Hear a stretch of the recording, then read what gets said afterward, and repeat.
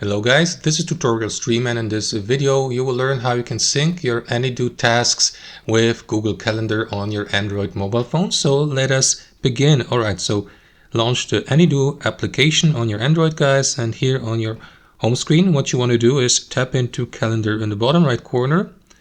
And after that guys, if you're doing this for the first time, you might get asked by Any.do to give it the permission to access your calendars, which means all calendars that might be integrated into the accounts you're using on your mobile phone. Meaning, if you, for example, logged in with your Google account, guys, you will be automatically connected with your Google Calendar that is associated with your Google account.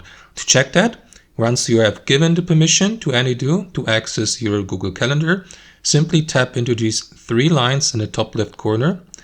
Scroll down or swipe down till you see the visible calendar section here, and simply select or unselect the calendar you would like to use. As you can see, there are two of my Google accounts associated, so Any.do has access to the calendars or Google calendars of both Google accounts.